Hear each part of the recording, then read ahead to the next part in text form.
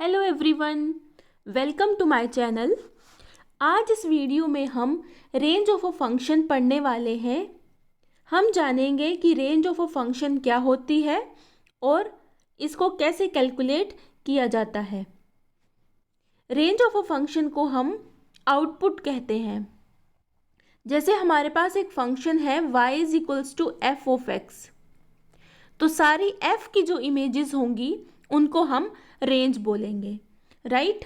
Domain के case में हम क्या करते थे कि जो x वाली वैल्यूज़ होती थी उनको हम डोमेन कहते थे या उनको इनपुट कहते थे। उन इनपुट्स के ज़रिए जो हमारे पास इमेजेस बनती हैं वो हमारी आउटपुट कहलाएंगी, वो हमारी रेंज कहलाएगी। आइए एक एग्जांपल लेते हैं जिसमें हमने दो सेट्स लिए, set A and set B, right.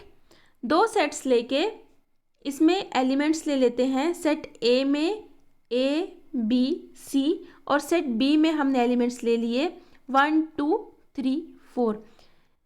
एक फंक्शन भी डिफाइन कर दिया ए से बी में, फंक्शन एफ, राइट। ए की मैपिंग 1 के साथ, बी की मैपिंग 2 के साथ और सी की मैपिंग 3 के साथ कर दी, राइट। तो ये हमारा एक फंक्शन डिफाइन हो गया, F is defined from A to B, right. तो इसके बाद जो हम डोमेन में लेते थे वो हम ए वाले सेट को अपना डोमेन बोल देते थे। इसमें जो सारी एक्स की वैल्यूज़ हैं वो इनपुट की तरह जाएंगी और जो हमारी ये इमेजेस दे रहा है वो हमारी आउटपुट कहलाएगी। तो इसमें डोमेन जो थी वो हमारी क्या आ जाती, पूरा सेट ए आ जाता जिसमें क्या क्या एलिमेंट्स हैं, ए बी और सी, राइट। और रेंज क्या हुई, रेंज बताइए। रेंज हो जाएगी 1 2 3, क्योंकि जो डोमेन वाले एलिमेंट्स हैं वो मैपिंग किसके साथ कर रहे हैं, 1 2 3 के साथ ही। तो ये हमारी आ गई रेंज, ये हमारी आ गई आउटपुट। जैसे ही हमने कोई इनपुट दी तो हमारी आउटपुट आ गई रेंज। और ये जो पूरा सेट बी होता है इसको हम कोडोमेन बोलते हैं। तो कोडोमेन क्या आ जाता है हमारा, कोडोमेन आ जाता है हमारा पूरा सेट बी। आई होप आपको समझ में आ गया होगा कि हमने एक फंक्शन f डिफाइन किया है अगर a से b में, तो जो a होता है वो हमारा आ जाता है डोमेन और f ऑफ a जो होगा वो हमारा आ जाएगा रेंज और पूरा सेट b जो होगा वो हमारा आ जाएगा कोडोमेन, राइट। ये आपको रिवाइज हो गया होगा डोमेन के बारे में भी और हमने रेंज के बारे में भी पढ़ लिया। इसके बाद रेंज को फाइंड आउट करने के लिए जो ये 3 बेसिक रूल्स हैं ये बहुत ही इम्पोर्टेंट रोल प्ले करते हैं। इन 3 रूल्स को फॉलो करके हम किसी भी फंक्शन की जो है वो रेंज निकाल लेते हैं। फर्स्ट रूल क्या है, फर्स्ट रूल है कि हमने एक्सप्रेस करना है x को y की टर्म्स में, express x explicitly in terms of y, right. Second rule है find the possible values of y। क्या करनी है, y की पॉसिबल वैल्यूज़ फाइंड आउट करनी है। जैसे हम डोमेन के केस में x के लिए वैल्यूज़ फाइंड आउट करते थे वैसे ही हमने यहाँ पे रेंज के लिए y की पॉसिबल वैल्यूज़ फाइंड आउट करनी है। और थर्ड रूल हम तभी अप्लाई करते हैं जब हमारा फंक्शन स्क्वायर रूट फंक्शन दिया हो, तभी अप्लाई करेंगे, अदरवाइज इन 2 स्टेप्स में ही हम अपनी रेंज निकाल लेंगे। थर्ड रूल है एलिमिनेट वैल्यू और values of y with respect to x if applicable. अगर एप्लीकेबल होगा तभी हम एलिमिनेट करेंगे वैल्यूज़, मतलब अगर स्क्वायर रूट फंक्शन होगा तभी हम वैल्यूज़ को एलिमिनेट करेंगे। चलिए एग्जांपल्स करते हैं जिससे आपको ज़्यादा क्लैरिटी होगी। फर्स्ट फंक्शन है हमारा f of x is equals to 2x plus 3 by x। तो सबसे पहले क्या किया, इस फंक्शन को हमने y के इक्वल ले लिया। उसके बाद क्या किया, क्रॉस मल्टीप्लाई किया। क्रॉस मल्टीप्लाई करके जो भी स्टेप्स फॉलो हुए वो फॉलो किए और एंड में हम x को y की टर्म्स में लिख लिया, राइट। जैसे ही ये हमारी इक्वेशन आ गई तो हमने क्या करना है, अब सेकंड रूल अप्लाई करना है। सेकंड रूल बोलता है कि y की पॉसिबल वैल्यूज़ फाइंड आउट करनी है। तो y की कोई भी वैल्यू हो सकती है, कोई भी रियल वैल्यू हो सकती है एक्सेप्ट 2, ठीक है। 2 हम नहीं ले सकते वैल्यू, बाकी हम कोई भी वैल्यू y की ले सकते हैं, क्योंकि जैसे ही हम 2 लेंगे तो ये वाली वैल्यू जो है वो 0 बन जाएगी और हमें डिनोमिनेटर को 0 नहीं करना है, ठीक है। तो हमारी रेंज आ गई r-2, मतलब सारी रियल वैल्यूज़, लेकिन 2 को इंक्लूड नहीं करेंगे। नेक्स्ट एग्जाम्पल देख लेते हैं। f of x is equals to x upon x minus 1। इसमें क्या किया, सबसे पहले इस फंक्शन को y के इक्वल कर दिया, फिर उसके बाद हमने क्रॉस मल्टीप्लाई किया, फिर उसके बाद हमने x को y की टर्म्स में लिख लिया। जैसे ही हमने x को y की टर्म्स में लिखा तो हमने देखा कि y की हम वैल्यू 1 नहीं ले सकते, बाकी हम सारी रियल वैल्यूज़ ले सकते हैं। तो ये हमारी रेंज आ गई, राइट, r-1। थर्ड क्वेश्चन देख लेते हैं। f of x is equals to x-2 upon 2x plus 3। Same जैसे हमने 2 क्वेश्चंस ऊपर किए, इसमें भी हमने वैसे ही किया कि फंक्शन को y के इक्वल किया, उसके बाद क्रॉस मल्टीप्लाई किया और उसके बाद 2-3 स्टेप्स फॉलो करके x को y की टर्म्स में लिख लिया। जैसे ही हमने x को y की टर्म्स में लिखा तो हमने देखा कि y की वैल्यू हम 1/2 नहीं पुट कर सकते, बाकी कोई भी वैल्यू ले सकते हैं। तो हमारी रेंज आ गई r-1/2, राइट। नेक्स्ट क्वेश्चन देखते हैं, क्वेश्चन नंबर 4। अब ये आ गया हमारा स्क्वायर रूट फंक्शन। तो इसमें हमने जो है वो थर्ड रूल भी अप्लाई करना है। First rule, second rule and then third rule apply करना है। तो फर्स्ट रूल अप्लाई किया तो इसको y के इक्वल किया, फिर उसके बाद स्क्वेयरिंग बोथ साइड्स किया, फिर उसके बाद x की टर्म्स में y को हमने एक्सप्रेस कर लिया, ठीक है। यहाँ पे तो हमें लगा कि y की हम कोई भी रियल वैल्यू ले सकते हैं, लेकिन थर्ड स्टेप क्या था, एलिमिनेट करनी है ना वैल्यूज़। एलिमिनेट इसलिए करनी है क्योंकि हमारा फंक्शन स्क्वायर रूट फंक्शन है, तो हम नेगेटिव वैल्यूज़ नहीं ले सकते, ओनली पॉजिटिव वैल्यूज़ ही लेंगे। तो हमारी रेंज आ जाएगी 0 से इन्फिनिटी तक, राइट। और यहाँ पे हम लगाएंगे स्क्वायर ब्रैकेट ताकि हम 0 को भी इंक्लूड कर पाएँ, राइट। अब नेक्स्ट क्वेश्चन देख लेते हैं। f of x is equals to 1 upon square root x plus 2, या फिर ऐसे भी हो सकता है पूरे के ऊपर ही स्क्वायर रूट हो। तो सबसे पहला स्टेप है y के इक्वल लिखा इसको, फिर स्क्वेयरिंग बोथ साइड्स किया, फिर क्रॉस मल्टीप्लाई करके x की वैल्यू तक हम पहुंच गए। x को हमने y की टर्म्स में लिख लिया, फिर यहाँ से हमने जैसे ही चेक किया तो y की वैल्यू हम 0 नहीं ले सकते हैं। अगर हम 0 लेंगे तो डिनोमिनेटर 0 हो जाएगा, और डिनोमिनेटर 0 हुआ तो ये जो वैल्यू है वो ये नॉट डिफाइंड हो जाएगी, ठीक है। तो y is not equal to 0, एक ये आ गया।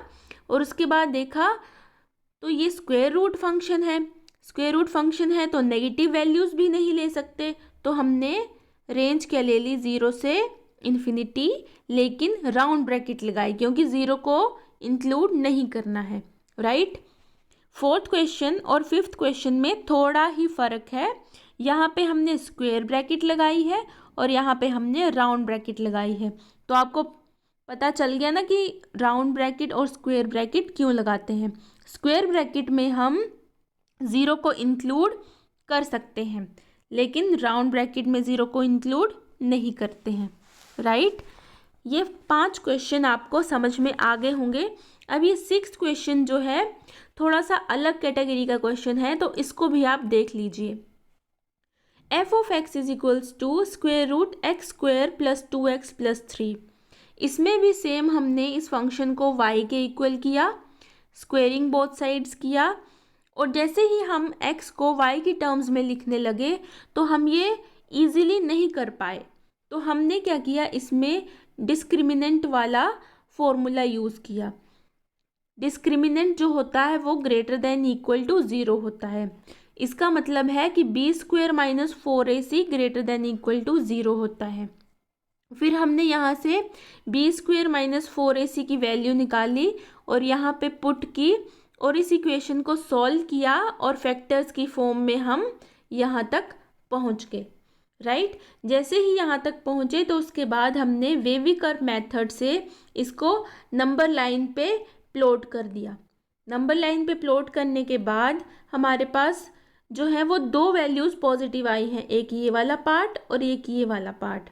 वैसे तो हमने ये दोनों पार्ट आंसर में लेने थे, लेकिन ये जो हमारा क्वेश्चन है वो स्क्वायर रूट की फॉर्म में है, तो हम नेगेटिव वाली वैल्यू को इंक्लूड नहीं करेंगे, इसको इंक्लूड नहीं करेंगे, राइट। तो हमने सिर्फ पॉजिटिव वाली ही वैल्यू अपनी रेंज में ली, राइट। आई होप आपको ये क्वेश्चन भी समझ में आ गया होगा।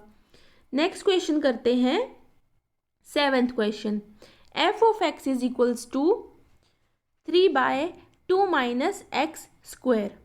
इसमें भी हमने क्या किया, y के इक्वल लिया इसको, फिर क्रॉस मल्टीप्लाई किया, फिर उसके बाद हमने x को y की टर्म्स में लिख लिया, राइट। इसके बाद क्या है, यहाँ पे हमने देखा कि y की वैल्यू 0 नहीं ले सकते। उसके बाद जो हमारा ये x² है ये ग्रेटर देन इक्वल टू 0 होगा, मतलब ये वैल्यू पॉजिटिव ही होगी क्योंकि स्क्वायर है, ठीक है। तो जैसे ही x² greater than equal to आया तो ये वाली टर्म भी ऑब्वियस है ग्रेटर देन इक्वल टू 0 होगी। इसके बाद डायरेक्टली हम y की वैल्यू नहीं लेंगे, हम क्या करेंगे, फॉर सेफ साइड हम ऊपर और नीचे y के साथ मल्टीप्लाई कर देंगे। जैसे 2y - 3y था ग्रेटर देन इक्वल टू 0, तो इसमें ऊपर नीचे हमने y से मल्टीप्लाई किया तो ये आ गया हमारा ये। अब हम सेफ हो गए कि ये वाली y² वाली जो वैल्यू है वो पॉजिटिव ही होगी। इसका मतलब है कि 2y - 3 इंटू वाई भी ग्रेटर देन इक्वल टू 0 हो गई। बस इसको ईजी हो गया नंबर लाइन पे प्लॉट करना। देखिए इस तरह से हमने इसको फिर नंबर लाइन पे प्लॉट कर दिया, -∞ से इन्फिनिटी और क्रिटिकल पॉइंट्स 0 और 3/2। बस इस तरह से प्लॉट करके पॉजिटिव नेगेटिव पॉजिटिव हमारा क्या आ जाएगा, ये पॉजिटिव वाली जो वैल्यूज़ हैं ये आंसर आ जाएगा, रेंज आ जाएगी। लेकिन एक चीज़ यहाँ पे और देखने वाली है कि y की वैल्यू 0 नहीं लेनी है, बस लिख दो y की वैल्यू 0 नहीं लेनी थी तो यहाँ पे हमने राउंड ब्रैकेट लगा दी, राइट। ये आ गई हमारी range, r is equals to -∞ से 0 यूनियन 3/2 से इन्फिनिटी। आई होप आपको ये क्वेश्चन समझ में आ गया होगा। 8th क्वेश्चन कर लेते हैं। 8th क्वेश्चन भी कुछ इसी तरह का क्वेश्चन है, आइए साथ में सॉल्व करते हैं इस क्वेश्चन को। f of x is equals to 1/1 - x²। इसको हमने y के इक्वल किया, फिर क्रॉस मल्टीप्लाई किया और फिर x को y की टर्म्स में हमने लिख दिया। जैसे ही लिखा फिर y जो है वो 0 नहीं आ सकता, x² जो है वो ग्रेटर देन 0 होगा, तो y - 1/y भी ग्रेटर देन इक्वल टू 0 है। ऊपर और नीचे y से मल्टीप्लाई किया, जैसे ही y से मल्टीप्लाई किया तो नीचे वाली टर्म जो है वो तो पॉजिटिव ही है, तो ऑब्वियस है ऊपर वाली टर्म भी पॉजिटिव ही होगी। इसके बाद इसको नंबर लाइन पे प्लॉट करके हमने अपना आंसर ले लिया, ठीक है। रेंज आ गई है, सेम जो पीछे वाला क्वेश्चन है उसी की तरह है। आई होप आपको इन एग्जाम्पल से रेंज ऑफ अ फंक्शन निकालना आ गया होगा। इसके बाद जैसे हमने डोमेन ऑफ अ फंक्शन में एक क्वेश्चन को 4 टाइप्स में लिख के सॉल्व किया था, वैसे ही रेंज ऑफ अ फंक्शन में भी मैंने ये क्वेश्चंस जो हैं वैसे ही फ्रेम किए हैं, लेकिन इसमें रेंज निकाली है। तो ये देखिए फर्स्ट क्वेश्चन है, ये सेकंड क्वेश्चन है और इसके सॉल्यूशंस भी मैंने यहाँ पे आपको प्रोवाइड करवा दिए हैं। ये आप यहाँ से चेक कीजिए। आपको एक एक स्टेप मैंने करके दिया है, आपको इनको करने में कोई भी प्रॉब्लम नहीं होने वाली है। अगर फिर भी आपको कोई डिफ़िकल्टी होती है इनको करने में, तो आप कमेंट करके मुझे पूछ सकते हैं कि ये स्टेप कैसे हुआ है और ये स्टेप हमें समझाइए, राइट। तो ये आप देख लीजिए 4 क्वेश्चंस डोमेन में मैंने आपको ये अच्छी तरह से समझाए थे। सेम वेज आप रेंज में करके देखिए, आपको इजीली समझ में आ जाएंगे। ये देखिए, ये 2 क्वेश्चन हैं और इसके बाद थर्ड और फोर्थ क्वेश्चन भी मैं आपको बताती हूँ। ये क्वेश्चन थर्ड और फोर्थ है। ये देखिए, इसके सॉल्यूशंस भी आप देख लीजिए, राइट। तो इस वीडियो में इतना ही, मिलते हैं अगली वीडियो में। Thanks for watching, bye everyone.